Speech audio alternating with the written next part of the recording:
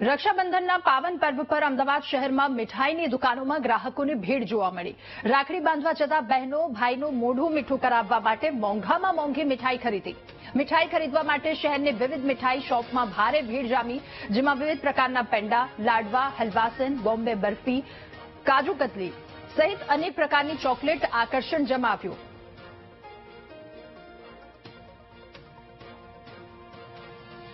मिठाई के बारे में तो कुछ भी बोलने की जरूरत ही नहीं है, बेस्ट है एकदम, बहुत अच्छा लग रहा है। और यहाँ की मिठाई के बारे में तो कुछ भी बोलने की जरूरत ही नहीं है, बेस्ट है एकदम। ભાઈને મીઠું મોઢું કરાવવા માટે અને આ કંદોઈ જેવી વસ્તુ એટલે તમને ક્યાંય વિચારવાનું જ ના હોય, અને આજનો દિવસ જ એવો છે કે ભાઈ કંઈ કેવું જ ના પડે।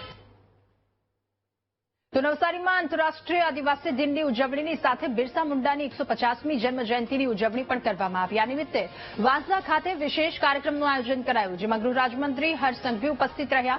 તેમણે રાજ્ય સરકારે કરેલા આદિવાસીઓના ઉત્થાનના મુદ્દાઓ અંગે વાત કરી। આ સાથે જ તેમણે રમતગમત ક્ષેત્રે તેજસ્વી તારલાઓનું સન્માન પણ કર્યું હતું।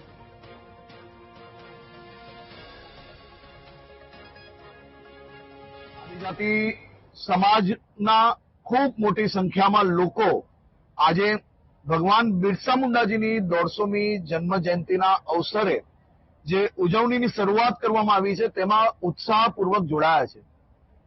બાળકોના ભણતરથી લઈને બાળકીઓના લગ્ન સુધી, અને એ જ દીકરીઓના લગ્ન પછી એમના સપના સાકાર થઈ શકે, પરિવારને ઘર માટે, એમની સારવાર માટે, આ તમામ પ્રકારની જે સરકારની યોજનાઓ છે એ યોજનાના અનેક લાભાર્થીઓને આજે આ કાર્યક્રમમાં લાભ બી આપવામાં આવ્યો છે।